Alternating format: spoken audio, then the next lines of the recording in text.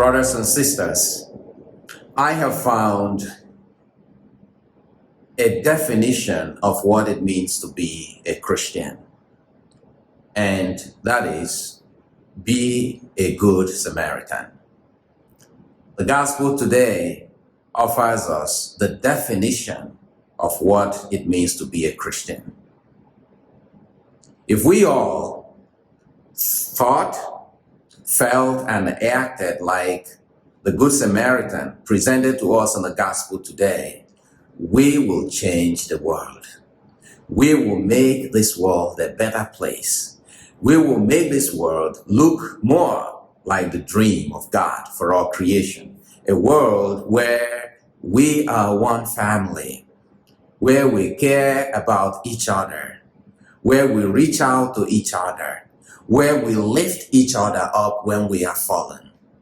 A world where we are all healing each other, restoring each other, and loving each other. You know, the question asked Jesus in the gospel was, what can I do to inherit eternal life? So the answer is, be a good Samaritan. And what did the Good Samaritan do in the gospel today?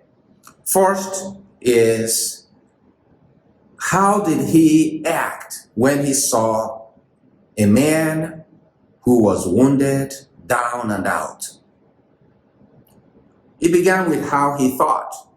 He saw this man as a brother, as someone that God sent me to help. You know, the priest and the Levite who passed by, who saw the man and did nothing,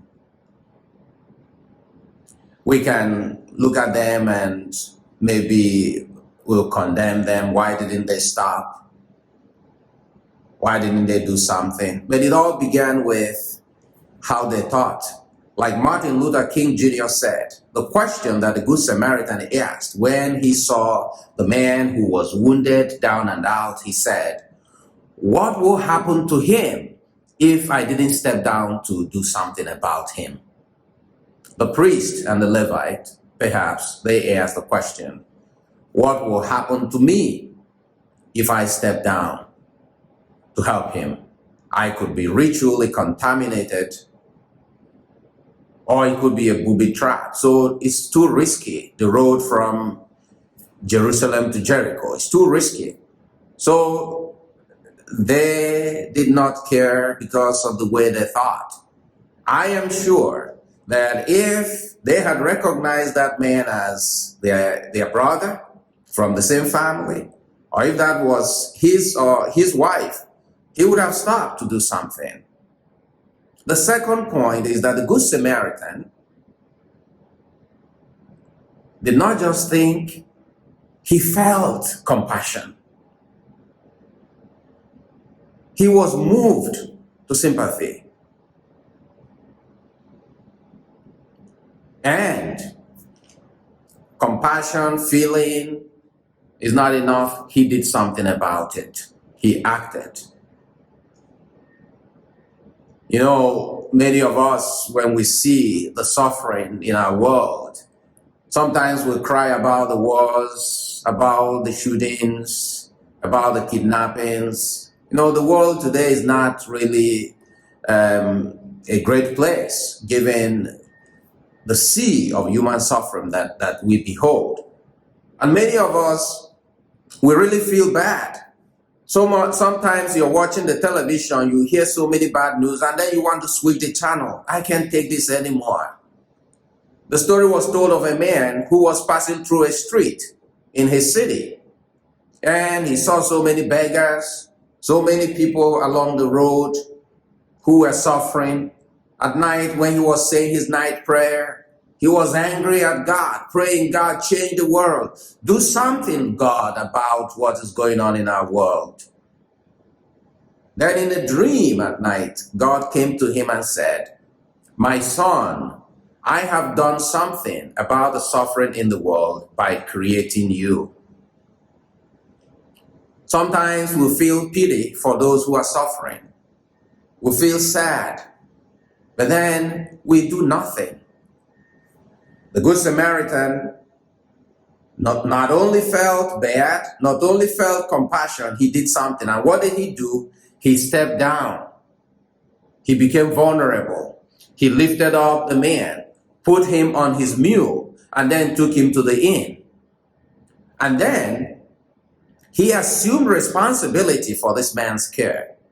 He did not just cut and run. He said, I will come back and pay whatever remains. I will come back from my business trip to check on him and pay whatever remains.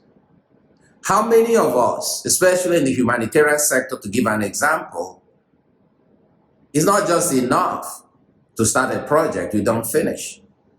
How many of us who are trying to help people and then we meet with challenges, then we just cut and run? We don't finish the task. But this man, he finished what God sent him to do, which is the restoration of this wounded man. And he brought the man to the inn. Pope Francis always reminds us that the church is a field hospital for those who are wounded, for those who are bleeding. The Good Samaritan did not begin to question this man. Why did you come out on this dangerous road? Like Pope Francis said, when you see a man who is down and out, you don't begin to say, what is your cholesterol level? Sometimes we blame the poor. I remember trying to give a charity to someone who was begging, and my colleague said, you are actually worsening the problem. He should go to the food bank. The money you give him, he will use to buy more drugs and alcohol. We often victimize the poor. But our job is to become compassionate, caring, kind people who not only feel compassion, but who act to restore creation. Now, when we think deeply about this parable, Jesus is telling us the parable about himself. Jesus is the Good Samaritan. When we were down and out, Jesus came. He stepped down from heaven like the Good Samaritan in the gospel today. Jesus stepped down to our level to lift us up from our brokenness, from our wounds and pains. And Jesus, as we heard in the gospel, in John's gospel, chapter 13, during the Last Supper, he said, having loved his own to the end. So he did not just cut and run. He came, he bandaged our wounds, he cared for us, and then he took us to that inn. He gave us the church as a place for healing, for restoration. And on the cross, he said, it is finished. He finished it for us.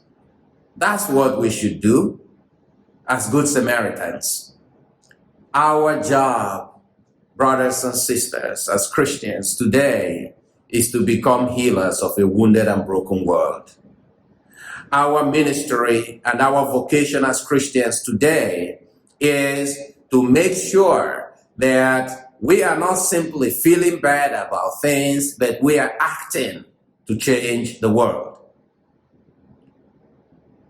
This is the only way to be a Christian in the world today, to become Good Samaritans.